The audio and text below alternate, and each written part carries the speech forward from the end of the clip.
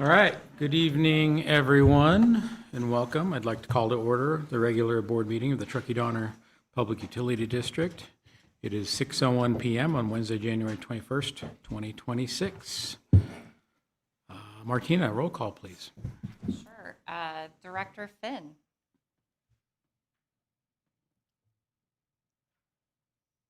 Here. Great. We can hear you. Director Great. Randall. Here. Director Bender is absent for the record. Vice President Moreau. Here. President Laliotis. Here.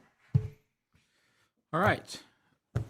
Please join me in the pledge. Courtney, would you like to start us out? Of course. Ready, begin.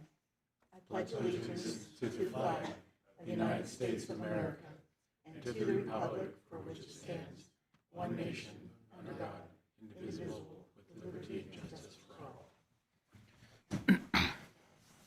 Awesome. Thank you, Courtney. Brian Wright, are there any changes to the agenda tonight? Yes, staff would like to recommend two changes. One, the first item is item number 17, we'd like to pull from the agenda and bring it back for consideration and presentation on February 4th. This is the workshop item. We'd like to refine the presentation a little bit more. There's a lot of technical detail that we want to make sure we have well presented, so we'll come back on February 4th with that one. And then if the board approves, we'd like to move item number 14 to take place right after the director update. So following item number 7, have item number 14, the recognition of Mr. Wilkins. Okay, so item 17 is being pulled for the night, and we will move 14 up to just after department updates. Is that correct? Yes. Okay. Okay. Tony, Yes. may I? Just for the record, I'd like to announce that Director Finn is participating remotely today. It's not listed on the agenda as her remote attendance. This is, her participation is pursuant to an amendment 707 that recognized an AG opinion from 2024 that members of a legislative body can participate remotely without complying with certain other requirements pursuant to as a reasonable accommodation for a disability. And I understand Director Finn had an accident that has laid her up, so to speak. That. And so she's attending pursuant to that law, and we'll note that in the minutes as well. Perfect. Thank you. Thank you for that clarification. All right. We will move on to public comment. This time set aside for the public to address the board on any matter not on the agenda. Testimony related to any agendized matter should be addressed at the time that that item is considered. Is there any public comment tonight? All right. Seeing none, we will close public comment. We'll move on to director updates. Krista, I will start with you. Right on. Thank you, Tony. Just Happy New Year to everybody. Welcome back. I am super grateful to be able to attend tonight. Thank you, tech and legal folks who are enabling me to do that this evening. A tiny bit of housekeeping along what Council Gross was talking about is that there is nobody in the room in attendance with me at the moment. If that changes, I will let everybody know, but I think I'm supposed to point that out. Is this coming through my computer? I'm like, We can hear you. Yes, we can hear you. Okay. Just to satisfy everybody's curiosity, I did break both of my legs skiing. So that's what's going on here. And that's what happens when you go out and you are living your life. You can't expect to not get banged up now and then. So anyhow, I'm stoked to be with you all and to continue to fulfill my responsibilities as a board member. So thank you very much. That's it. Awesome. Thank you, Krista. And let us know if you need anything. I will. All right, Director Randall, any updates? Courtney, any updates? I don't have any updates either. I just want to say Happy New Year, everybody. This is our first time back in 2026 and looking forward to it. Thank you. Yes, Happy New Year. for all their hard work over the holidays. I know we, finally got our snow, but clearly at the wrong time. Well, there's really no wrong time, but the bulk of that storm came on Christmas Day or Christmas night, and so Christmas Eve, and so I want to thank all the staff who worked through the holiday to keep the lights on. Appreciate it. Hopefully you were able to spend some time with your families after that. So, and just happy to be back as president. So, but give me a break if I mess some things up. It's been a while. So, with that, I will end director updates, and we will move on to department updates.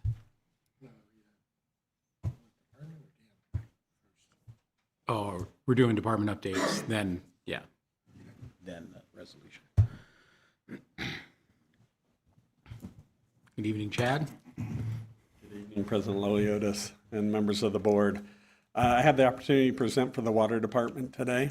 There it goes. Okay. We're going to start off with the graphic that we're very familiar with, and we're seeing some patterns as we go throughout this. We're seeing when we compare the month of November to that of November of 25 versus that of 24, we see about a 4% reduction year over year of pumping, or what was needed to supply the demand for the system. However, if we take those Novembers and spread them over 3 years, we see about an 11% reduction. This is great news, because as we're getting closer to the end of the year, we're able to kind of predict where we think we're going to end up with regards to reductions this year. And we're expecting to end up about 4% for the year. So when I compare 2025 to that of 2024, we see about 4% less water is needed to supply that demand. We're going to hear some other numbers later on from the finance department about what we're seeing in reduction in pumping, and it's very positive. We're very happy. We know that as we go forth with conservation a way of life, as we go into this next season of life, so to say, there's a strong chance that we will need to see a 1% reduction year over year. So this 4%, though it doesn't count this year, we're on the right track, we're going down the right path, and I'm excited to hopefully keep seeing this go down that same direction. Our first thing I'd like to talk about is the leak that we had over in Northwoods. As you can see, the gentleman is standing on top of the leak on the left there. It was spraying all the way up and out of the hole onto the street, and we were having a little bit of, it was an icier condition, but we wanted to extend a genuine thank you to the residents of Tahoe Donner. They were very patient, they slowed down, they gave us plenty of space. We were a little bit concerned about doing this because it was fairly cold and considerable amount of ice out there at that point, and so we had a lot of concern with getting our staff out there at that point. They were able to dig down on this leak, repair it, and get it back in service rather quickly. So again, a big shout out to the water department and the staff that was doing this. Our next thing I'd like to talk a little bit about is the capital replacement for 2025. So I'm going to go backwards first for 2025 and then move forward to 2026. So in 2025, the last two items we had were the two well rehabs that we were working on. Well 20 and Hirschdale are back fully operable, and when demand is needing, we're able to use these. We're very happy with the results we're seeing. We've seen production come back with Hirschdale to higher numbers, as well as the drawdown, or how far the water goes down when we're pumping, is much, much better. Excuse me. So 2025 is a wrap. It is officially in the books. We're ready to talk a little bit about our future capital projects. We've talked about the Hirschdale pipeline several times. This would be the tying the two systems together. That has already been bid and awarded. The rehab for the pipeline, which is going to be the Ski Bowl condos area up in Tahoe Donner, a project that we have been putting off for some time now due to the construction of the lodge that was going on up there. We'll be moving forward on that. That has been bid already, and we're anticipating bringing it to the board on the February 4th meeting.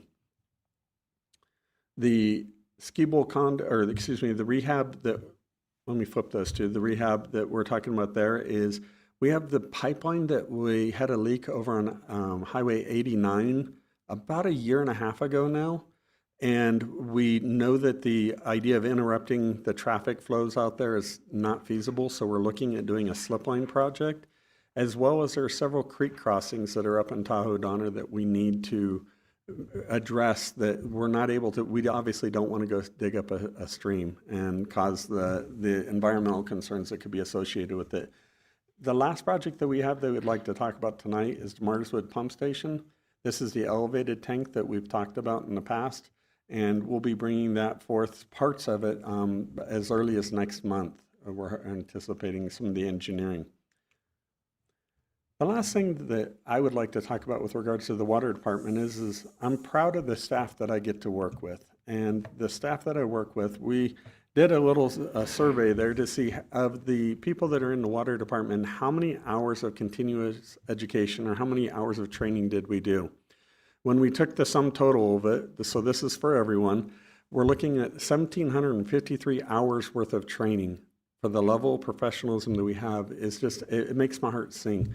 That we see that we're putting it back into the workers, that we're putting time and effort into training to make sure that we're ready for not only today, but for tomorrow and whatever technology might come. Thank you. Thank you, Chad.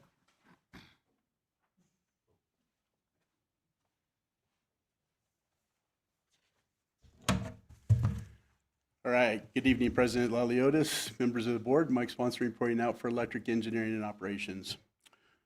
So tonight I thought I'd talk a little bit about the storm that we had on Christmas Eve. It went all the way through December 28th, or the impact of it did anyway. A bulk of our outages occurred in the Tahoe, Donner Lake areas. We had 2 crews staffed and were actively responding Christmas Eve and Christmas Day. And a big shout out to those crews for giving up their Christmas and their time with their families to respond and serve our customers. With that said, we did offer them the opportunity to go spend at least a few hours with their family in between restoring service. So we did have most of our customers who experienced outages were restored within a few hours of the initial outage start time, with intermittent outages continuing through December 28th as the storm conditions persisted. So a little more detail, we had approximately 40 sustained multiple customer outages. And when I say sustained, there are reliability standards, which I'll be presenting next meeting. And a sustained outage is defined by the Institute of Electrical and Electronics Engineers as anything less than 5 minutes. Or I'm sorry, greater than 5 minutes. We also had approximately 60 single customer outages. Some customers experienced more than one outage. That's why you see on the last bullet, we had approximately 20,000 customer interruptions between December 24th and December 28th. Some of those customers experienced multiple outages throughout the event. So now we're looking at system outages by type. We had transmission. We had 5 sustained transmission outages that were greater than 5 minutes, which impacted approximately 12,000 customers. So this is the service coming in from our energy provider. And when they're out, we lose entire substations. So we lost Donner Lake and Tahoe Donner, if my memory is correct. Distribution lines, we had 35 sustained outages that lasted greater than 5 minutes, and these were multiple customer outages. We had approximately 8,000 customers impacted due to those distribution outages. Our longest outage was 18 hours and 37 minutes. That's where we sustained the most damage up there on Wolfgang Pinnacle Loop. We had cross arms broken, wire down. And then we had Ski Slope, where we had some significant access issues and working with the town and trying to coordinate plow and all those other items. The pictures that I should have mentioned the pictures. Pictures were of the event, and if it's okay, I'd like to go back. This picture right here is a picture of our conductor with the snow on it, and you can see that pole looks like it's leaning bowed over, and that's due to the weight of the snow. When that snow offloads off of that line, when it decides to come off, those lines bounce, sometimes bounce together, cause the outage. It'll blow our fuses, and then our guys got to go out, patrol the line, and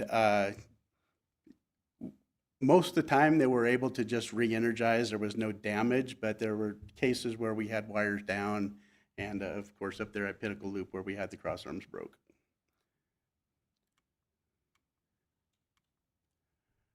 Okay, as far as our focus areas for engineering, we're continuing the development of our master plan, working with our consultant.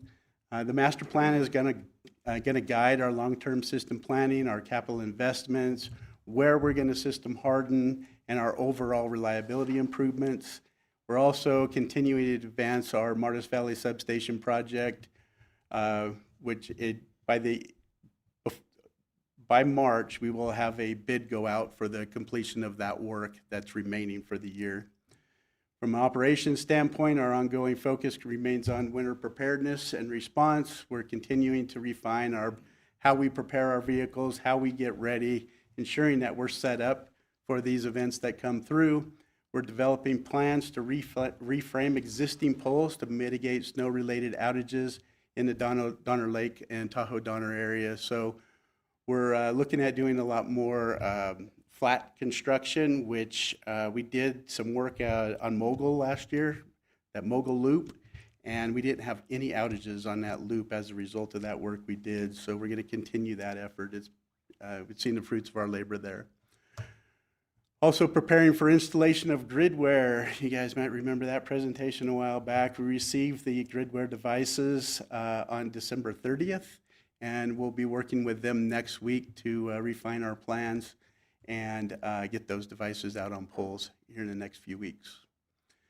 Vegetation management, the board may also recall that they approved our LIDAR analysis of our system through our district consultant. That data just came back recently, and it was very informative. It's going to inform our work plan for this year as well as future years. With that, that's all I have for this evening on this topic. I have a question on the issues that happened in Tahoe Donner over Christmas. Were any of those poles, any of them that were replaced with the system hardening? It looked like they were the older ones. Yep. We didn't have any outage that were where there were problems with the hardening work that we had done. In fact, some of the reports I got back from the crews is there was no snow on our covered conductor just because it's so slick. So not only going to help us in wildfires, but it appears it may help us in winter storms as well. And so I just want to comment that my house was one of the ones that was affected during Christmas Eve and Christmas. It was out for 16 hours, but at least my barbecue worked. I could light a fire, and I had lots of candles, so I was okay. I set a different mood for Christmas Eve. It all worked out. Mike. All right. Good evening, President Laliotis, members of the board. Mike Salmon, Chief Financial Officer. This is a quick snapshot of current customer service scores, how satisfied with the experience. Right at 70%, we're extremely satisfied, and almost 30% very satisfied. And then how much time did it take? Kind of depends on the person that you ask, but relatively good scores there. Billing is a very important process we do. It's 4 cycles each month for 12 months. That's 48 billing processings, and it's a very important and laborious task and technical. But we did accomplish that. On the left here is a tail of the tape for electric and water billings.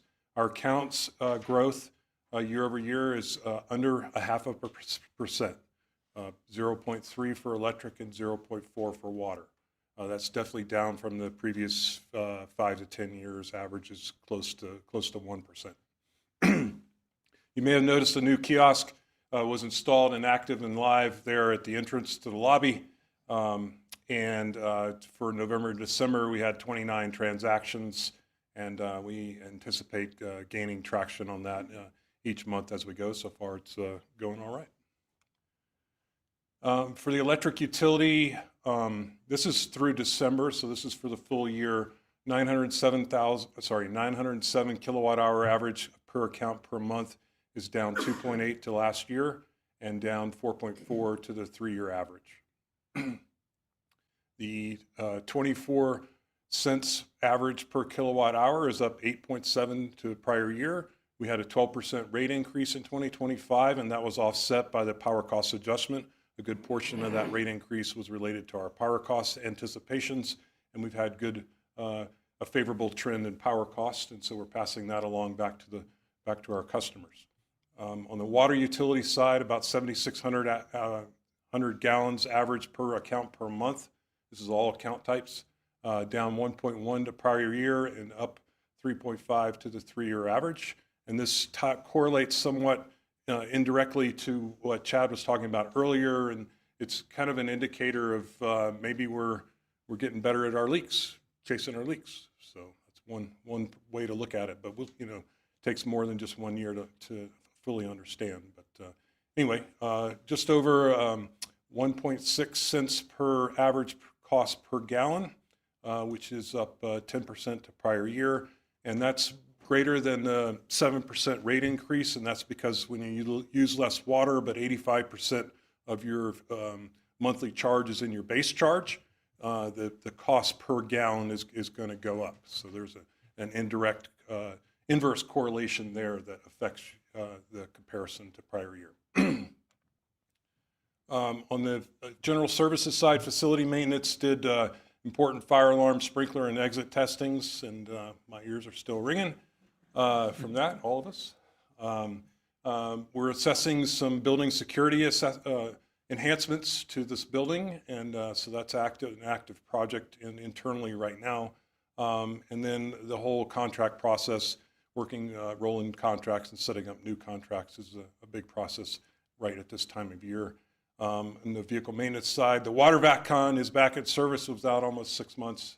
It's painful and costly, but we did negotiate a reasonable and what we thought was a fair situation with the vendor. The snow clip blower went to Sacramento for repair and is back before the next big storm. And then we did smog and bin inspections, of course, various fleet repairs. We had 300,000 miles in 2025 for the whole fleet. In accounting and finance, we completed interim audit field work. They come, I believe it's April, to do their on-site work for year-end field work. We closed and reported November financials and the treasurer's report that's in your board packets. And then this is our kind of peak time of year in the finance and accounting with year-end close and prep and getting rolling budgets, getting things ready into good old W-2s and 1099s and regulatory filings, et cetera. I mentioned earlier power costs. This is this is year-to-date November. We'll get the December bill probably tomorrow or Friday from UAMPS, but year-to-date November data for 22, 23, 24, and 25, and you see it's coming down. And that's great news, and we're passing that along back to our customers, that savings. The 2025 budget was a little over $82, I want to say, on a cost per megawatt basis, and that's specifically the UAMPS portion. And then our budget for 26 is in the 72 range. So, and currently we're year-to-date at 69. Markets do look favorable currently in the forecasting trends, both in natural gas, and that's also influencing that is a large hydro, which has done pretty well in the last 12 to 24 months here in the West, and that has a ripple effect as well, favorably to our prices. And with that, I'll turn it over to Alex. Thank you. Thanks, Mike. Back here. Mike presented on the data here in the kind of trends in average gallons per account per month. And so you see his data here is down 1.1% per year, but over the last 3 years, up slightly. And that is kind of a little bit of a contradiction of what Chad presented earlier of the downward trends in overall water production. And he's talking about a 4% reduction over the last year and close to double digits over the last 3 to 5 years.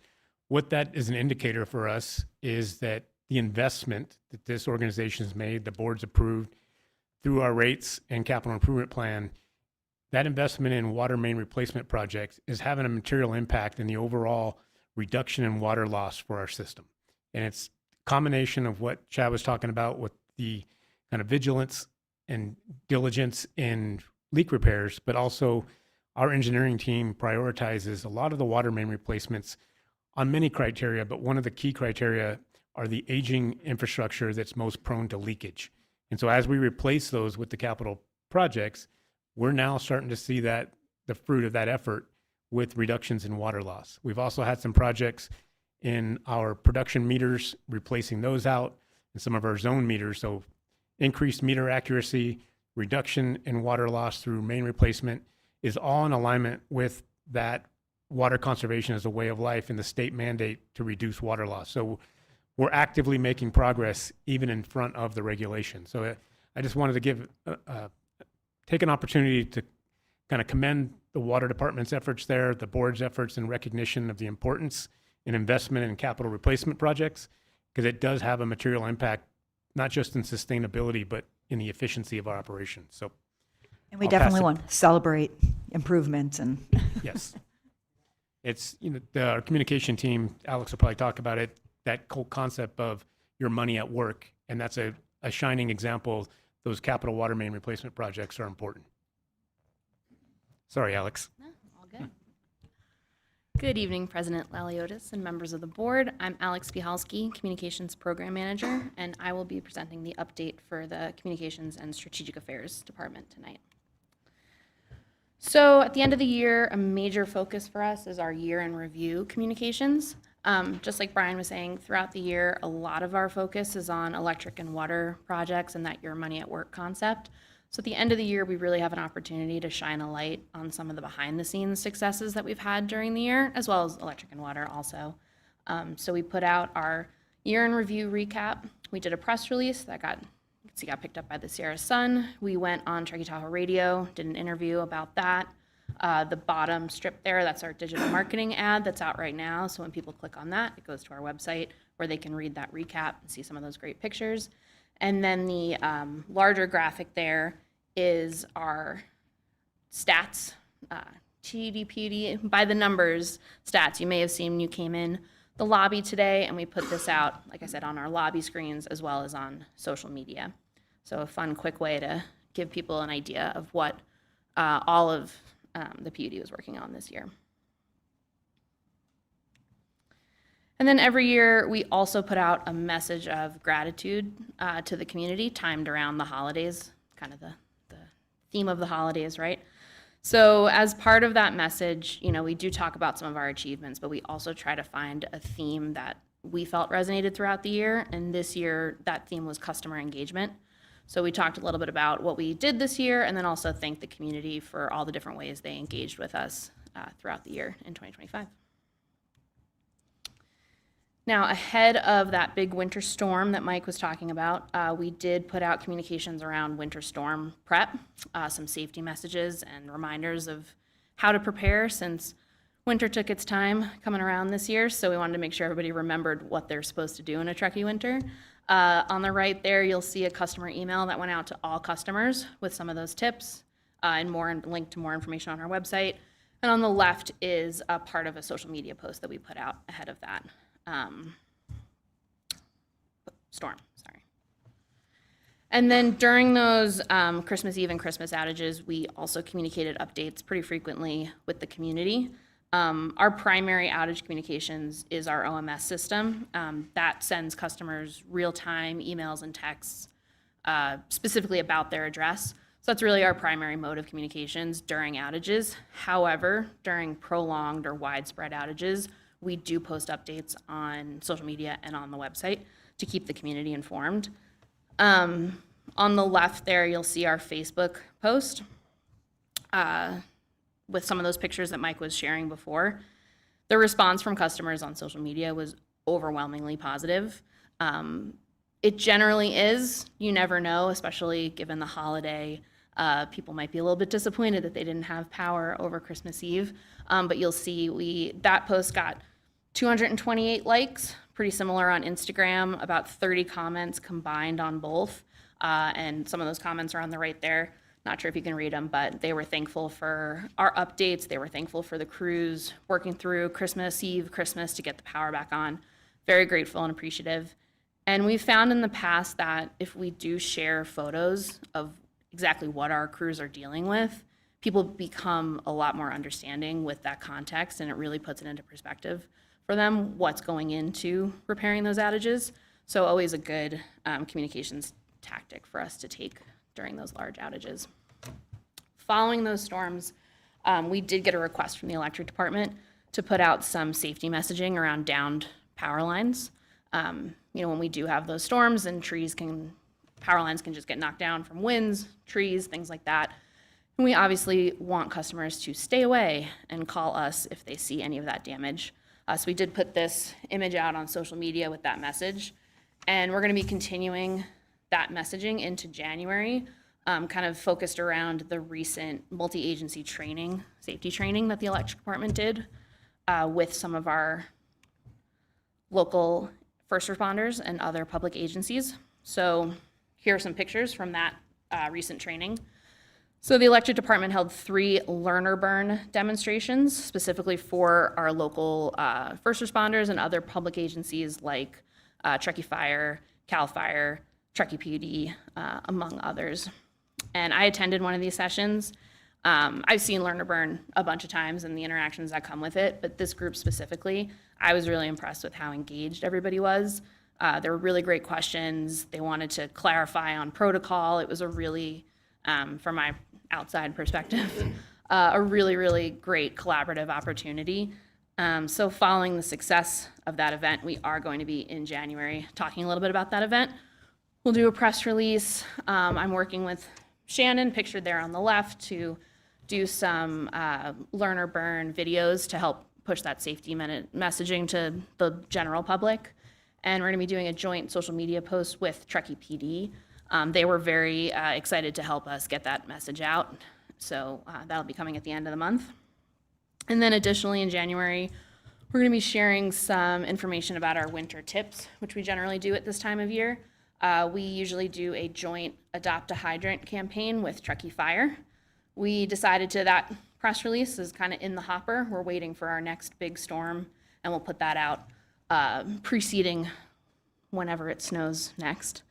And then we also talk about things when we do have large snow. We talk about reminding customers to clear their meters, electric panels, and weather heads. That's a big one, especially in big snow years, as well as how taking steps to save energy and heating can also save you money at this time of year. Switching over to the strategic affairs side, the 2026 legislative and regulatory session has begun. Like we do every year, we're working with our joint action groups to review information, get expert analysis, and engage on the most critical issues specifically for the district. The legislative session began on January 5th. February 20th is the last day to introduce bills, and August 31st is the last day for the legislature to approve those bills. The governor's office also released the fiscal year 26-27 draft budget, and that's currently being analyzed for impacts on public electric and water utilities. And this is important because it sets the funding map and opportunities for the district going into the next fiscal year. And we did want to highlight 2 important upcoming events happening in Sacramento to kick off the year. Currently, the NCPA Strategic Issues Conference is happening. That is where Stephen Poncelet is tonight, and he sends his regrets that he can't be here with you all. And then next week, the CMUA NCPA Capital Day will be happening next Monday. That is Public Power and Water's major lobbying day in Sacramento. And a few of our staff members will be traveling down there next week to represent the district and meet with lawmakers and regulators down there. And finally, we wanted to share this major news item that NCPA was recently invited to testify in DC at a hearing on federal wildfire policy. So one key issue that is already in play in 2026 is the ongoing concern with electric utility wildfire liability and the negative impacts on affordability, the ability to get insurance, and the costs of borrowing. So NCPA's General Manager Randy Howard has been leading the state and federal efforts to address this major issue. And at the beginning of the month, he traveled to DC for this hearing, which you can see here on the screen. Thank you, Alex. I wanted to add a little bit of detail and color to Randy Howard's testimony in front of the House Natural Resources Committee. The district's a member of the Northern California Public Power Agency, which Randy Howard's the general manager. A little bit bittersweet that he has announced his retirement here to take place here in the next couple of weeks. He did sign an extension to his contract kind of month to month while they do the recruiting process. But this testimony in front of the House Natural Resources Committee is what he plans to focus on in his kind of last few months in his current role, and likely be an advisory role in the future. But I wanted to, one, recognize his representation of our region. And a lot of what he testified in front of the House committee was regarding the liabilities and safety issues around potential wildfires in the Sierra Nevada and the other high wildfire risk areas of California and across the West. And a couple of the key points he brought up is encouraging policy change at the federal level to help kind of mitigate the hurdles that a lot of this vegetation management and forest management faces in terms of environmental permit requirements and all of the kind of red tape that's required that sometimes can take years ahead of some of the real important critical work that's needed now. And so he testified in front of the House committee to really consider a bill that would allow some exemptions for some of the critical and urgent work we need to do in terms of vegetation management. Really important efforts from a regional and national scale from Randy, but he also focused on what we all have discussed here at the board is the potential liabilities and insurance costs as those continue to rise because of California's explicit liability when it comes to wildfire, regardless of causation. And so if an overhead electric infrastructure is the source of ignition for a wildfire in California, the utility has explicit liability through the inverse condemnation laws in California. And so insurance underwriters, insurance policies recognize that as a heightened liability. And so what Randy had proposed in front of the House committee was to reevaluate this through policy change to have more of a blame or cause focused model as opposed to that explicit liability, because it is definitely driving up insurance and liability costs that have to get passed through to ratepayers. And we're seeing it here. We talked about this a few months ago with our rising insurance premiums and the amount of financial investment we as just a small utility make with clearing lines and vegetation management, system hardening.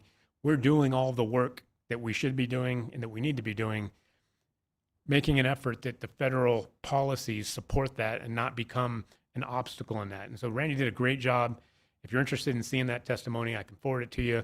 I just want to take an opportunity to thank Randy for that work, and we'll recognize his partnership in the coming months as he gets closer to his final dates. As Alex mentioned, NCPA is having their strategic issues conference, and they're having a banquet dinner this evening to recognize his work. He's been instrumental and really critical in kind of the delivery of regional issues and strategies representing public power, not just in Northern California, but across the West. So just wanted to emphasize that and kind of anchor that point home. Also, as that all updates for communication, I don't really have a formal presentation, but I wanted to point out to the board a couple of other updates that I think are important. I attended in December UAMP's annual meeting at the close of the year, and the Truckee-Donner Public Utility District was awarded UAMP's Smart Innovation Award for 2025. And the recognition for this, while I received the the award in December, it really belongs to the board and the staff. So the board over the last year authorized financial funding for scholarship programs, and our staff, kind of our grassroots staff, this isn't from the leadership team, this is really from the staff in terms of developing this community committee and driving home our Charging Futures Forward initiative.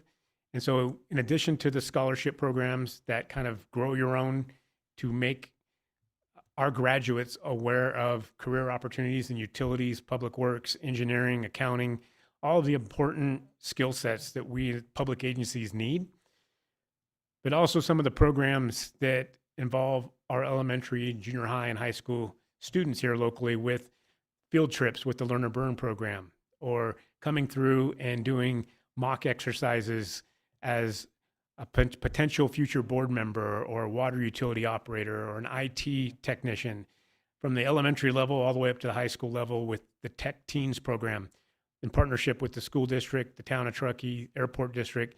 And so UAMP saw the article that came out in the American Public Power Association's monthly periodical, and some of the media here locally. Their staff internally was really impressed with the work that Truckee Donner PUD is doing here locally to educate, inspire, influence our graduates here and the future of public power, public water, and public works. And so we received this recognition, wanted to pass this along to the board. This belongs to you and the staff of the Truckee Donner PUD. And so thank you for that support. I love that. I love all that good news. That's great. Yeah. Yeah, it's great recognition. Awesome, So I'll- awesome recognition. I mean, for UAMPS to pick that out and do that. I mean, I'll reiterate what Randy Howard is doing, what UAMPS is doing for us, and the benefits of us being members of those organizations just continues to pay dividends day after day. So, thank you. Thanks, Brian. Thank you, Alex. Okay. Is there any public comment on department updates? Seeing none, oh, Julian? No updates? Okay. No other updates? Okay. All right. Then we will jump ahead to item 14, which is Resolution 2026-02, commending Dan Wilkins. Thank you, President Aliotis. This is an honor for me to present this item. It's a little bit bittersweet for us, selfishly, but we're definitely like an opportunity to take some time to recognize the work and partnership we've experienced with Dan Wilkins over the years. So a little bit of background, and this doesn't even skim the surface of his accomplishments over many decades here with the town of Truckee. So I'm going to highlight some things, but they, like I said, they only touch the surface of the legacy he's left behind, but not to embarrass him too much. Dan Wilkins has been with the town of Truckee for several decades. I think it's about 27 years. Dan has served multiple roles, but the most significant over the last several decades has been as the Director of Public Works here in the town of Truckee. Dan's leadership of the town's public works and engineering teams has been one of the strong partnerships and collaborations in this community. And when you think about a community like Truckee with a lot of special districts, a lot of public agencies, a lot of development over the last several decades, that hub, that kind of anchor has been the Public Works Department in terms of planning, strategy, and support. And Dan has led that team over the last several decades. The legacy of his career includes a strong dedication to public service, and we'll talk about that in a minute. He's always been, a supporter and a believer in transparency. His communication and outreach to all the public agencies has been consistent and reliable. A key partner in strategic planning across, a wide range of projects, everything from the town's general plan to each of our agencies' larger capital improvement plans.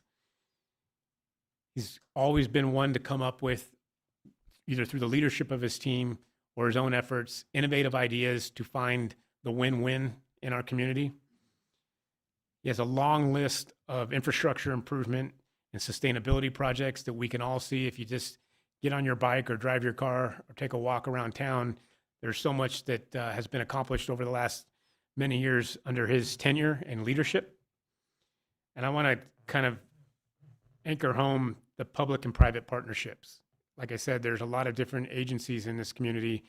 And while our strategic plans or our capital plans might not completely align, or there's challenges with infrastructure interruptions or the need for creative, innovative solutions so that we all can be successful here, Dan has been a key partner and had a key role in that success there. Some of the lasting impacts on our community, and again, this just touches the surface. It's kind of over my last 10 years here with the district and working with Dan, but there's been numerous roadway and drainage improvement projects that have directly involved our water infrastructure planning, our electric infrastructure planning. His team, under his leadership, has always been one of communication and collaboration so that our plans don't interfere with each other, that they actually complement each other and align with each other for the long-term benefit of the community. Key projects that we've worked on together over the years: Envision Donner Pass Road, downtown Brickletown streetscape improvements. The West River project here recently included a lot of utility undergrounding that required a lot of coordination. And, you know, at the beginning of those projects, not everyone was on the same page. And through Dan's collaboration and leadership, that project was successfully completed. Many roadway and pedestrian safety projects, trail projects that involve the PUD and its infrastructure. The reimagined Bridge Street that's in development now. He leaves behind a team that's highly skilled and motivated to get that done. It's going to require a lot of working together with many agencies. The downtown rail loop, Trout Creek improvements, and then kind of one of the shining examples over on the other side of town that we all kind of aspire to draw lessons learned and understand the procedure and processes and planning that Dan undertook in the success of it, but the construction and completion of the town's public work facility. If you haven't been there, it's an impressive facility. It's much of which we plan to model our future facilities here at the PUD and our facilities master plan. It's well executed, user-friendly, and provides a lot of resources to the community. If you haven't been to Big Truck Day, go by there. You get to explore it in all of its intimacy. Setting the landscape for a strong partnership, always including key stakeholders. I think Dan learned early on in his career that including those stakeholders early is far more beneficial and has a better outcome than including them later on in the project. So I really appreciate, you know, Dan always giving us a call. So this is what we're planning to do in the next coming years. What are the potential impacts? How do we partner on that? For us, it's directly impacted our district pipeline and electric utility infrastructure projects, aligning pipeline replacement and repair projects with road replacement projects, drainage replacement projects, utility underground, as I mentioned, on the West River Street, some of the traffic circle projects, obviously the streetscape projects that we've had over the last 5 to 10 years have really been required some intense partnerships with undergrounding and water pipe alignments. And then one of the things that we don't really talk about a lot is through our water system distribution plans, we have several river crossings, rail crossings, creek crossings, and those really require partnerships because none of the agencies want to take on a project where we're disturbing environmental, you know, sensitive areas like Truckee River, Trout Creek, the rail loop area, where it was really important to find solutions. And I, you know, over my tenure here working with Dan on some of the pedestrian crossing bridges, the Trout Creek trails, it's been really important to work in partnership with Public Works in the town so that our water distribution system needs are met and we can do it in an environmentally sustainable and responsible way. So the town has played a key role in that. I also want to touch on the fact that Dan's public service isn't limited to just his role as the Director of Public Works. He's also a sitting board member on the Tahoe City Public Utility District, the Tahoe Truckee Sanitation Agency, both of which the district partners with quite frequently on a lot of projects or strategies and planning.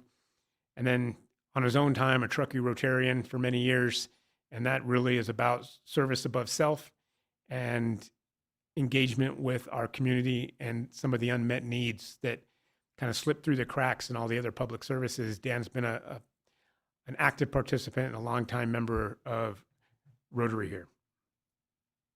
And like I said, I'm probably just touching the surface. He's probably been on many other subcommittees with both Placer County, Nevada County, the state, and locally here. So a lot of important work there. The bittersweet part, Dan has announced his retirement. It's actually, we're a little bit late on this. He's already retired. But it's never too late to recognize the great partnership and work. So Dan announced his retirement at the end of 2025. He leaves his position having put in place a highly skilled public works team with a strong leadership culture for the continued delivery of critical services to the Truckee community. I know that the town has announced his longtime teammate and staff member, Becky Bucar, as the new Public Works Director. Becky is already a strong partner with the Truckee Donner PUD through Dan's leadership, and we're excited to work with her moving forward and kind of can carry on the legacy there and the great work. The district is extremely appreciative of Dan's many years of service and strong partnership with our agency. The district wishes Dan and his family a healthy and enjoyable retirement in the next phase of his life, and really commend him for his service to our community and the partnership with the PUD. A little technicality here, but we have to say it. There is no direct fiscal impact, while there has been tremendous fiscal impact over the many decades in terms of efficiencies and cost saving. This item here is without fiscal impact. And so staff's recommendation, and we're pleased to make this recommendation, is for the board to consider adoption of resolution number 2026-02 in recognition of Dan Wilkins for his many years of service, leadership, and collaboration as the Town of Truckee's Public Works Director. With that, I will pass this back to President Aliotis. We have a copy of the resolution, and I would encourage the board to present that to Mr. Wilkins. Yes. Well, I will read the resolution first. So we are reading Resolution 2026-02, commending Dan Wilkins for his years of service. Whereas Dan has been employed with the Town of Truckee Public Works Department since 1998, and whereas Dan, during his tenure of employment with the Town of Truckee, he has served as Public Works Director since 2001. Whereas over the course of 27 years with the Town of Truckee, Dan's leadership, innovation, collaboration, and work ethic have led to the successful completion of many critical infrastructure improvement projects throughout the Truckee community. And whereas Dan has been an extremely valuable partner in his collaboration and support with the Truckee Donner Public Utility District. Whereas Dan has earned the respect and admiration of his team, peers, and the community he serves for his commitment to enhancing the quality of life in Truckee. And whereas Dan has announced his intent to retire from his position as Public Works Director for the Town of Truckee at the end of 2025. Now therefore be it resolved by the Board of Directors of the Truckee Donner Public Utility District as follows. Dan Wilkins will be commended for his exemplary contributions and exceptional service to the Town of Truckee, and thank Dan for his valuable partnership and collaboration with the district. Passed and adopted by the Board of Directors of the Truckee Donner PUD at a meeting held on January 21st, 2026. Martina, can we have roll call, please? Oh, Do we have to do public comment on this at all? well, yeah, let's do public. So, Sure. is there any public comment?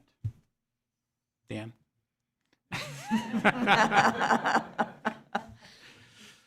No public comment? Any director comments before we move on? Yeah, I just want to say, Dan was instrumental in a lot of help for the Truckee Donner Rec and Park District as well. So, and I enjoyed all the years I got to work with Dan, and anytime I would call was always, let's see how we can make it work, and I greatly appreciated that. And with that, I will move Resolution 2026-2. I'll second. All right, we have a motion and a second. I just want to add a couple things.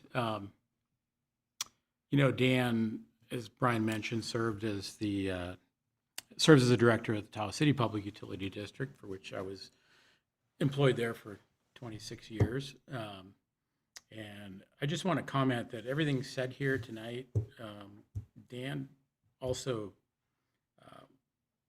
exemplifies those values as a board member, as an elected board member.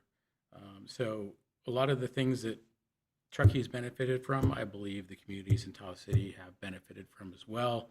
And I have benefited from as well, sitting as a staff member and listening to Dan's thoughtful discourse during board meetings, handling of tough situations, and just being a leader. So thanks for everything here and everything there. Okay. Now we have a motion. What's that? Yes, and we will present that. Let's have a vote real quick. Martina, roll call, please. Director Finn, Yes. Director Randall, Vice President Morrell, Yes. President Lallier. Yes. I'm sorry, Krista, did I skip you? Oh, Yeah, I no, as mean, far I- as any comments. I would just echo everybody else's comment. Dan has always been unflappable and a welcome, calm, thoughtful, accomplished person that we've been lucky to have. All right, thank you. So Dan, we'll present you with this resolution.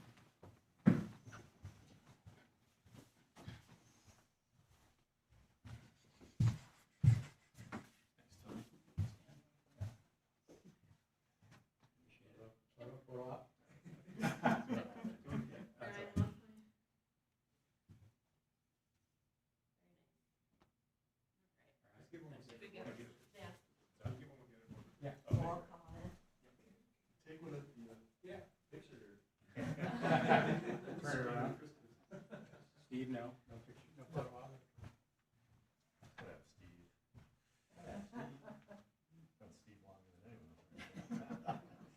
Long time. Perfect, thank you. Thank you. Can I make a short comment? Yes. Thanks, Steve. I didn't want to make a public comment, Jason.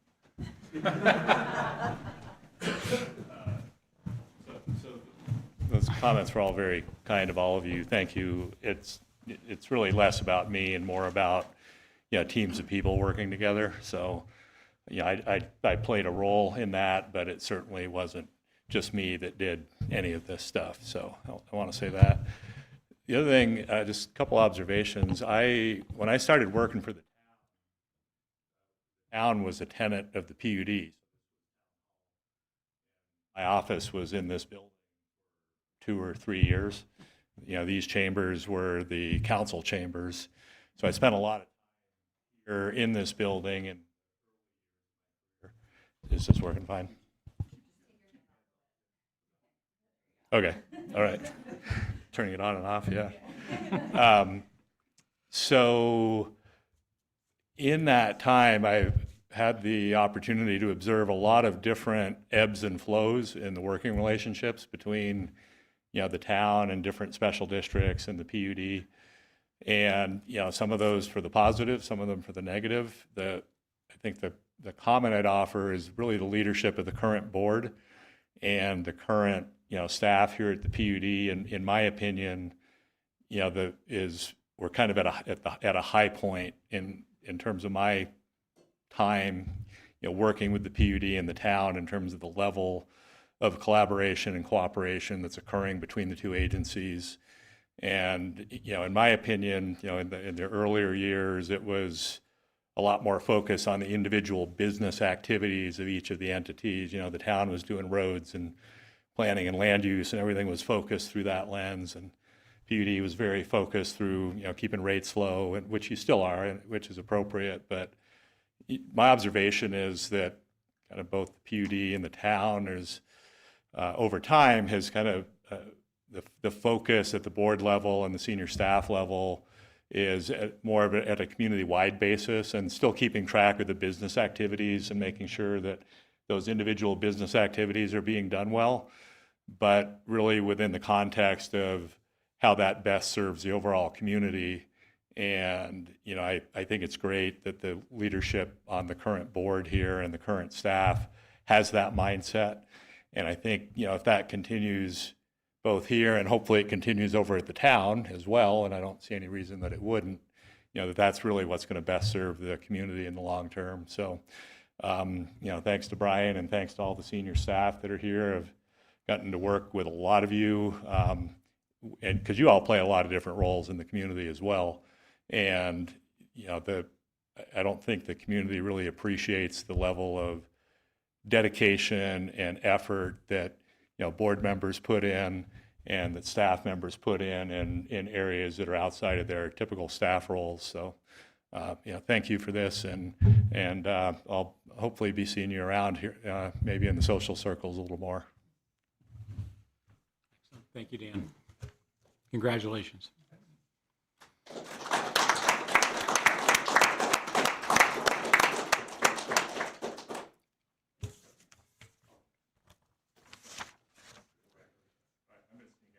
All right, thank you, Dan. Thank you.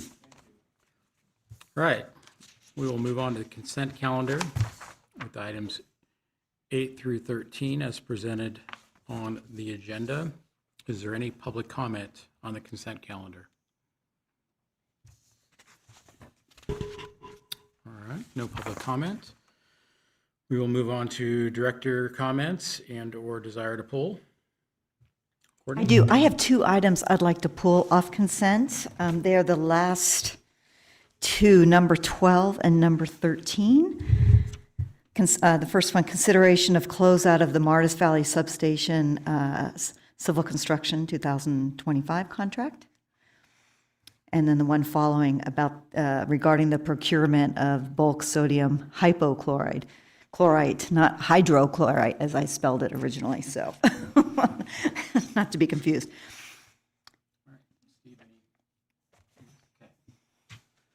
So I'll entertain a motion for items 8 through 11 on the consent calendar. I'll make a motion to approve consent calendar number 8, 9, 10, 11, and 12, or 11. Second. All right. All in favor, say aye. Aye. Any opposed? Seeing none, motion passes. So we will take item 12 up. Okay, I just want to pull it because it's under budget, this project. And so I wanted to celebrate and highlight a project as we close out that is under budget. And so I just wanted to recognize that and those who are behind this and worked on this project. And we certainly want to celebrate good news, and that's good news. So 60K, did I read that right, under budget? 60, oh, thank you, thank you. See, even better. So anyway, that's why I wanted to pull that. And so congratulations on that, and we like to have that, always have that good news. Do we do these one at a time and vote? Okay. Steve, any comments on 12? Any public comment on item 12? Seeing none, I'll entertain a motion for item 12. I'll move item 12 on the consent calendar. I'll second that. All right, thank you, Krista. All in favor, say aye. Item 12. Aye. Aye. Any opposed? None. Seeing none, motion passes. Item 13. Okay, item 13. So I pulled this because as I was reading this, I pulled it more for clarity because it seems to be a routine item. This is something within water sounds like to purify water. Am I right? I hope I'm summarizing this correctly. And so it's something that is a routine purchase. And so my question and the why I pulled it is if it's so routine, why was it so difficult to find vendors to supply the product? It's somewhat nuanced, but it's not uncommon in terms of sodium hypochlorite and kind of treatment chemicals in our industry to have challenges in securing procurement contracts, particularly with chlorine. And a lot of times vendors aren't either willing or able to commit to long-term pricing over a year because it's much like fuel or energy. The industry prices change and fluctuate over time. So there's that price fluctuation. And it's also an industry that's probably for many reasons, these vendors tend to change ownership frequently, just the nature of the business. And so while we have utilized a couple of key resources in the Reno area for our delivery of chlorine and procurement of chlorine. We have found, and I have found over the course of my career over the last 25, 30 years, it often being challenging to get commitments to pricing and quantities from these types of vendors. And so we did go out to bid to have this in time for the annual procurements that the board authorized back in December. We couldn't get commitments. We didn't receive any bids because we imagine there were some challenges and commitments to a pricing structure. And so this is an item to kind of forego that re-advertisement of that because we don't think it'll be productive or beneficial, and to engage with these vendors one-on-one to try to secure agreement. We would still come back to the board for authorization, but it's just kind of the nature of this particular industry, and it's just kind of peculiar. But I've experienced it in Southern California, Northern California, and across the West. So that's kind of a little bit of background. Chad might have some more insights on the particular discussions, but that's generally been the challenge with chlorine. And it's not an item that we inventory or stockpile because of these kind of challenges? But we don't inventory it in large bulk quantities because it has a shelf life. Okay. And bulk storage requires enhanced safety and fire permitting. And so we're kind of limited on how much we can store in any facility unless we want to take on hazardous materials endorsements and additional fire protections and liability insurance. And so I've experienced this many times throughout different organizations. So most utilities of our size tend to opt for limited storage on site, but it does have a shelf life. And so we need to continually turn this stuff over so that our storage capacity matches our use and that we're constantly getting deliveries. And you feel confident we can get the supply we need, even though we've had challenges? Absolutely. I think it's going to be an exercise in negotiation and coming back to the board with a recommended outcome. Okay, that's all I have. Thank you, Courtney. Steve, any comments? Any public comment on item 13? All right, seeing none, I'll take a motion. Okay, with that clarity, I will move item number 13 as presented. All right, we have a motion. I'll second. We have a second. All in favor, say aye. Aye. Aye. Any opposed? Seeing none, motion passes. All right. We will move on to item 15. Consideration of approval of the electric utility construction services contract.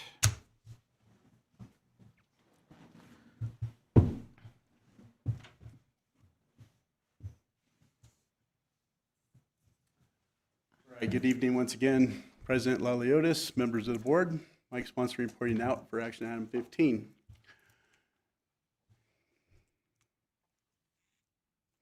So I thought I'd talk a little bit about a dock crew tonight and give a little background on what a dock crew is. A dock crew is a crew, it's an industry term used in the electric utility industry. It's a term used to define a contract crew that works very closely with our internal resources. It's not meant to supplement it's meant to supplement but not replace our internal resources. The district has historically used contractors and mutual aid support during storms. These services help maintain system reliability and safety during major weather events.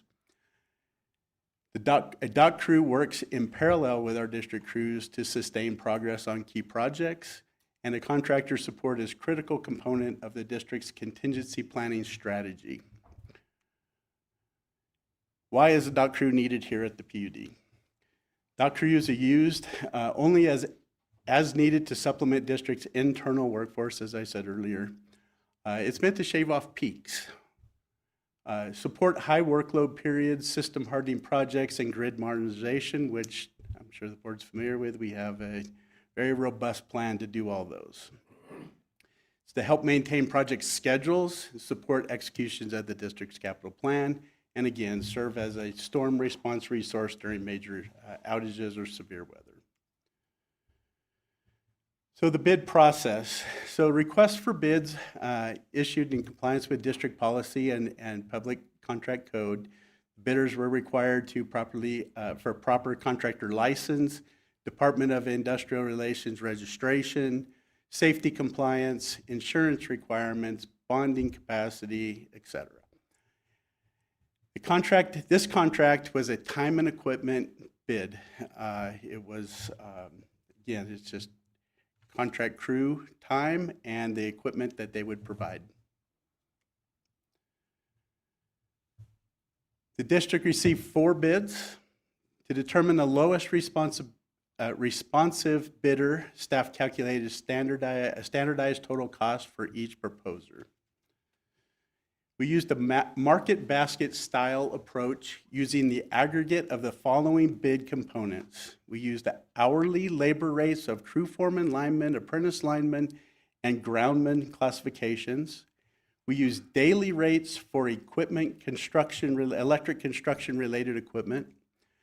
And we also looked at mobilization and demobilization charges, and then rate escalation percentage proposed by each bidder for renewal option years. All right, there was obviously a wide disparity of bids submitted. And I would like to start out by saying these folks are in high demand. You look at the IOUs around us, our partner to the west, 10,000 miles of underground, hundreds of contract crews, I could only imagine. I know there was when I left. Some of these companies that bid already have large contract with these IOUs. So for them to come to work with us, they're going to want more money at the end of the day. So you'll see that VIP Powerline Corp, far less than the others that bid. VIP Powerline Corp is out of Cupertino, California. Diversified Utility Services is out of Bakersfield, California. Wilson Construction is out of Oregon, and Mountain Enterprises is out of Folsom.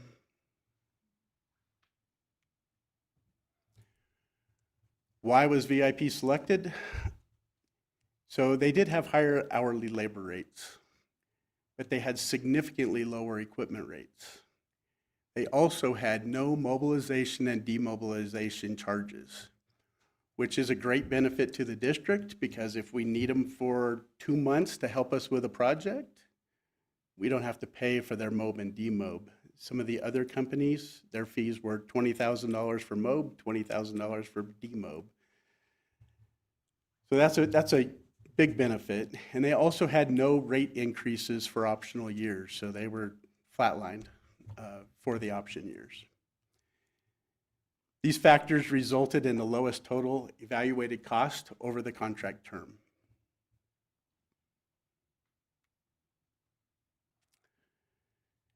So again, this is a time and equipment contract. The scope includes as-needed dock crew support.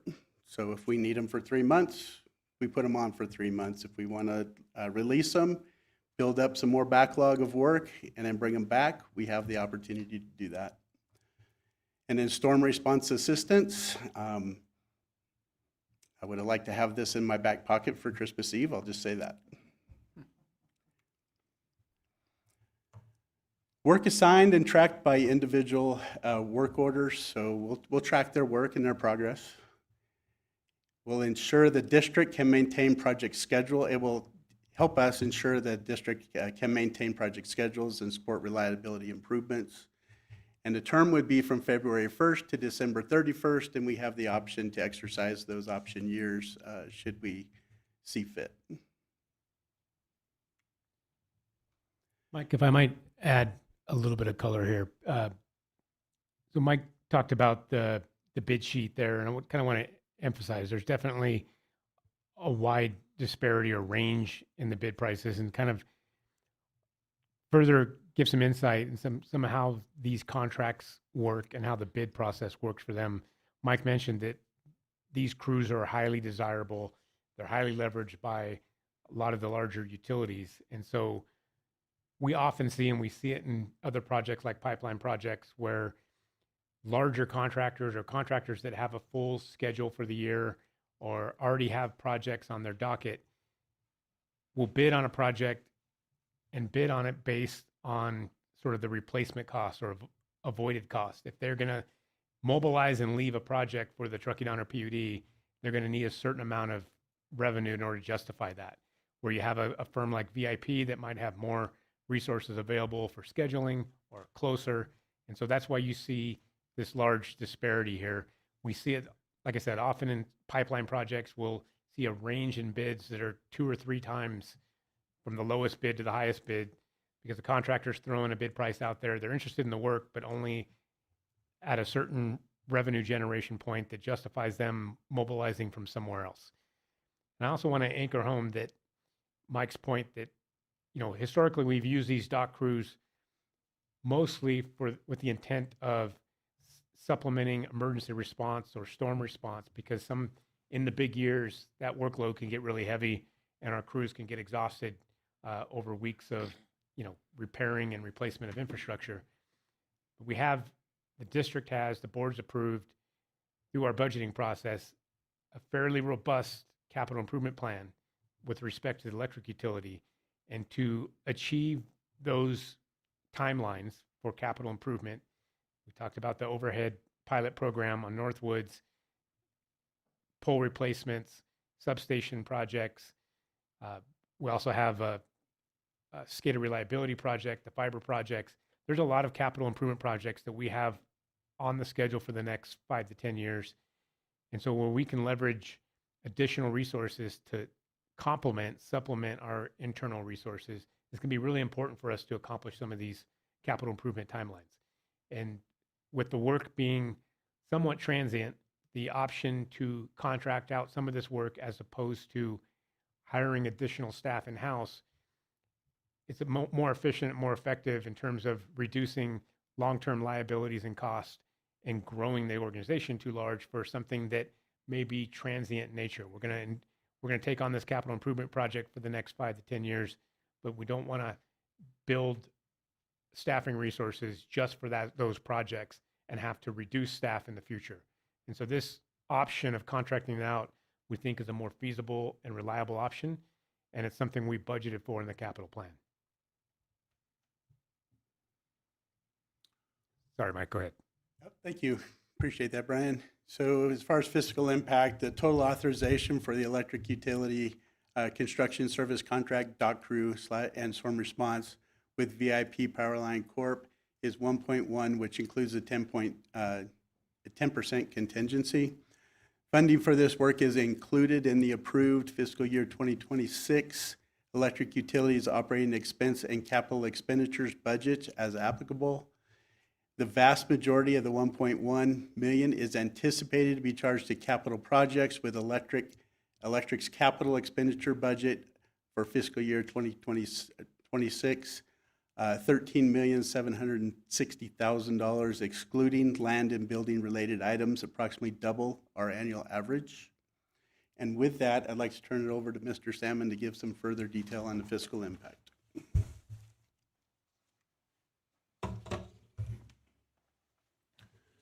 Thanks, Mike. Good evening, board, again. So this first slide is on the upper left is the 13,760,000 reference on the previous page. That is about double last few years of electric system capital improvement project amount. And then there's other expenditures for the electric utility, capital expenditures. We have almost $3 million in land and building budgeted, almost $900,000 in IT, and then $755,000 in fleet equipment purchases. So a total of $18.3 million in 26, $14.2 million in 2027. Breaking down that $13,760,000 and the $9,287,000 in 27, these are the electric system specific projects. And the top one is the system reliability hardening, basically 6 miles, $1 million per mile, 6 miles each year. And so that one does not occur without crew work, right? And we have 2 crews budgeted. And if they spent all of their time only on this project, they could finish that this summer. But remember, we have other projects on down the list, as well as the operational needs for our crews to accomplish. So another way of saying it would be, we will not, just like the last few years, we would not achieve our capital budget should we only have our internal level of crew. From my perspective, my looking at it. The second item is the SCADA Reliability Improvement Project. It's been on previous capital plans for many years. We would like to execute on that this year. This SRIP Phase 6, $2.7 million is budgeted. Martis Valley Substation, that one is completing in 2026, and very little actual crew work is involved in that particular project. The Grid Tech pole line sensor is $1 million. They don't install themselves. They'll stay in boxes otherwise. And then the rest of these projects, except for that equipment and meters, require payroll crews to install. And then that would be just a refresher here from budget, the operating reserve, our various reserves, and the green bar is the forecast for 2025. I'm still on that figure, bullish that it'll be higher than that. And then you could see it drawing down. That's part of our capital plan. It was part of our financial master plan. It's part of our budget to expend those funds in 2026 and draw down on that. And so we do have the money to do this, and it's budgeted. And just wanted to refresh everyone with that area of fiscal impact. Okay. One additional item that's not explicitly pointed out here in this presentation slides is one of the other advantages of outsourcing to a dock crew as a supplemental crews for these projects. As we've discussed over the last several years, kind of the procurement landscape for heavy equipment and vehicles is very challenging right now. And so what these dock crews also provide is their own equipment. So things like the bucket trucks, derrick diggers, line spool trailers, all that heavy equipment that we're experiencing, multi-year lead times and continually growing costs in terms of investment of additional fleet to equip extra crews. And so the dock crew also comes fully equipped and tooled. And so we can act on and mobilize quickly on projects as their need becomes available. If we were to equip additional crews through our own resources for these intermittent projects, it would require extensive lead times and investment in additional equipment.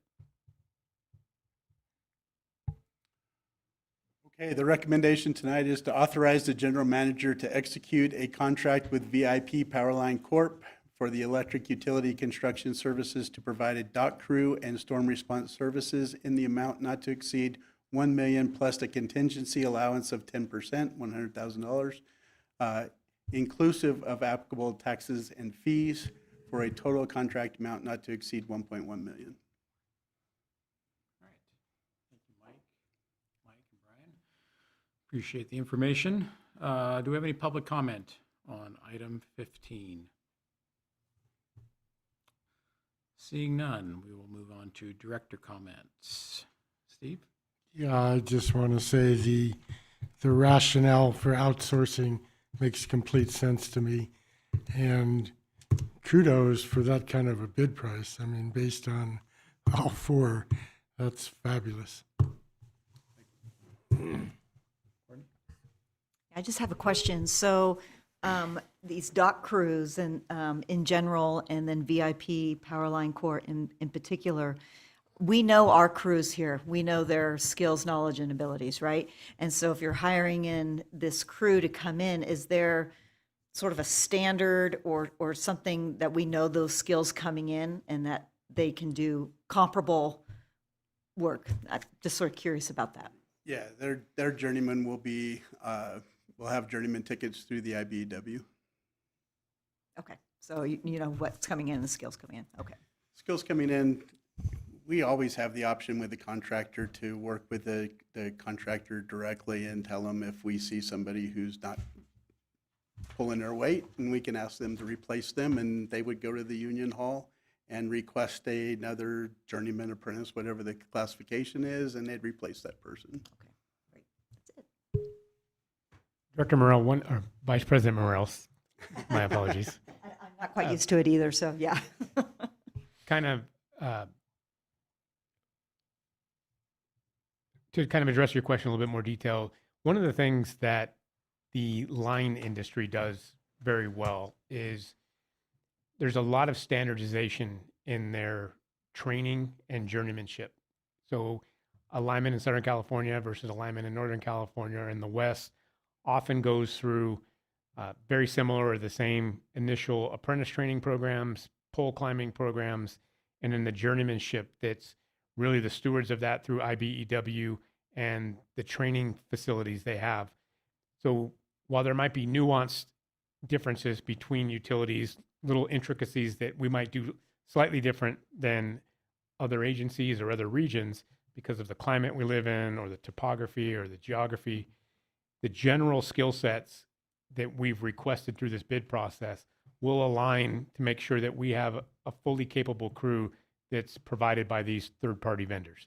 We will also ensure that our own staff will supervise that work, quality control, inspection, and such. So I think there's a process there that ensures that we are getting qualified and experienced line crews. And then with, as Mike said, the checks and balances there. If something's not working out, we can always have request they be rotated out. Great, thank you. Krista? I don't really have any questions. I did want to acknowledge that I did have a lot of questions earlier. This item was unfamiliar to me. I was a little bit confused about how, maybe not confused, but concerned about the spread of bids that we received. 13,000 from 165,000 is kind of bigger than our usual bid responses, that spread. So I had a nice conversation with Brian about why that is, what that could be. And then also I was confused about that, what is the 13,260 cost that was their proposal? How does that relate to the million? And then he made that clear. That's like an hourly price if we utilized every single part of the service that they offered for an hour. So that's what that would cost. So I was like, okay, I understand now how they managed to compare make these apples to apples comparisons is what they did for us. So now I understand it. It makes sense. I'm down with it. And I think it's a great idea. I echo Director Randall's assessment there. So thank you. Thank you. All right, and just, I agree with everything that's been said by the other directors. I just want to clarify that we also have mutual aid contracts with other agencies. Is that right? Yes, we have a long history and relationship with our neighboring agencies, Roseville Electric, Pluma Sierra, Lassen, Liberty. And so we definitely have mutual aid agreements, but those are typically subject to availability and very finite in terms of the scope of work. So storm response type work, absolutely. They don't necessarily apply to or give us resources if there's long-term repairs that require, like we had in 2016, 17. They're kind of get the lights back on, we'll help you with that. And then we have our own utility to run. So this supplements it for one, if we had extensive damage in a winter storm cycle, if Roseville or Lassen or Plumas or Liberty weren't available, we have some reassurance that this vendor will provide a quick response team. Right. No, yeah, and that's really why I wanted to bring that up, is I feel like we do have other resources, but as you said, those resources have their own constraints. And we appreciate them helping us, but it's also not always a guarantee, because sometimes they're dealing with the same stuff we're dealing with. But we're also not on an island. We have support, and now we have more support. So, okay. So we have a recommendation from staff. Do I have any motions? I'll move the recommendation as presented. I will move the recommendation as presented on screen, authorize the general manager to execute a contract with VIP Powerline Corp. for electric utility construction services to provide dock crew and storm response services in the amount not to exceed $1 million, plus a contingency allowance of 10%, 100,000, inclusive of applicable taxes and fees for a total contract amount not to exceed 1.1 million. All right, we have a motion and a second. All in favor? Aye. Aye. Aye. Any opposed? Seeing none, motion passes. Thank you, Mike. We will move on to item 16, consideration of a contract with Generacal Design for photographer, videographer services. I hope I said that word right. Good evening, President Laliotis and members of the board. Alex Bihalski here again to present item 16, consideration of a contract for photographer, videographer services. So the district uses photos and videos to promote many things we have going on, including our mission, our values, our employees, and our programs that serve our community. The need for the district to produce and disseminate compelling digital content has been increasingly important as social media and digital channels have exploded over the last decade. So the district issued a request for proposals seeking a professional photo and video consultant to work with the district's general manager department to produce professional grade photos and videos to support district programs, communications, and other efforts. So included in that RFP, you'll see on the left, those are the services that are required but are not limited to. What we're asking for were professional grade photo and video execution and post-production, on-call availability with established lead time notice from the district, the ability to shoot photos and videos of utility work and active work zones in cross-country terrain. That is a niche need of a utility district. We want action photos and videos of our crews at work, so we want to make sure that we outline that specifically in the RFP. Event coverage, post-production service, and electronic delivery of final photos and or videos in a format acceptable to the district. And on the right, we had some additional services that we included in that RFP as a request, but not required. And that included social media video content creation at the direction of district staff and or a consultant, filming sit-down and in-the-field interviews with district board, staff, and others, and editing video packages to support major educational marketing campaigns. And this is a time and materials contract. The district issued the RFP on November 20th, 2025. It was advertised in the Sierra Sun as required, and proposals were due on December 18th, 2025. The annual budgeted cost for a photography, videography services consultant for 2026 is not to exceed $30,000. So the district received 7 responses to the RFP. On the right-hand side there, you'll see the names of the companies that submitted as well as their location. In the past, this contract has primarily been focused on professional photography needs with some requests for video as well. But this year, the scope of the contract was expanded to focus more heavily on videography as well as video production. These are growing needs that we have identified for the district going forward. You'll see there that of the 7 submittals we received, 4 of them were based out of Southern California. 2 were based out of the Reno Sparks area, 1 in Incline Village, and 1 in Truckee. A cross-departmental scoring committee was created, which reviewed all of the RFPs. The scoring committee selected Generical Design as having provided the proposal most advantageous to the district. The contract with Generical Design for 2026 photographer-videographer services is for an amount not to exceed $30,000, plus a 10% change order authorization of $3,000 for a total contract amount not to exceed $33,000. The $33,000 total is included in the approved district fiscal year 2026 budget under our professional services marketing and digital marketing GL codes. So tonight, the recommendation is to authorize the general manager to execute a contract with Generical Design for 2026 photographer-videographer services in an amount not to exceed $30,000, plus a 10% change order authorization of $3,000 for a total contract amount not to exceed $33,000. All right. Thank you, Alex. Do we have any public comment on item 16? All right. Seeing none. Director comments, Krista? No, it's very clear to me that our needs are evolving. Video is king, so yay. Courtney? I have a question. Generical Design, and they're in Truckee here. Who are the other clients in Truckee? Like, do we see their work around? Yeah, as part of the RFP, there was a sample packet, portfolio of their work produced or submitted.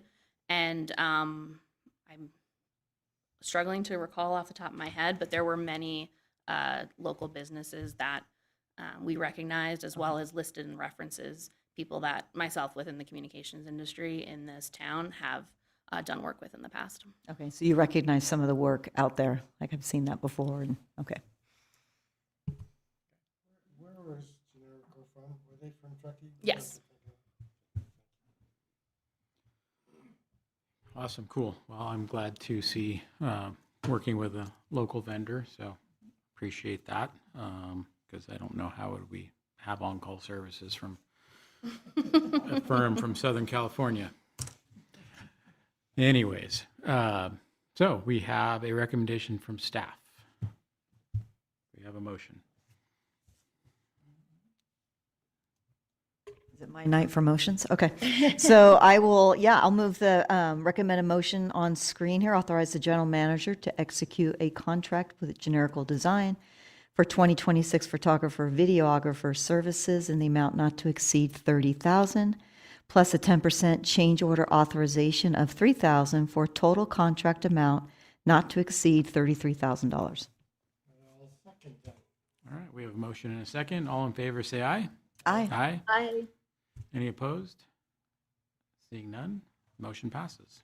Looking forward to some snazzy videos and Real quick photographs. on that item, Martina pulled up a quick reference on the question of who else they represent or work for, other clients in our area. There's an extensive list here of local projects: North Tahoe Community Alliance, Ritz-Carlton, Tahoe Mountain Club, Vail Resorts, Mountain Travel Symposium, Sugar Bowl, and just a whole other litany of other clients in predominantly the kind of alpine ski resort type communities, both in the Sierra and looks like the Rockies. So a long, extensive client list there that's probably has similar needs to ours.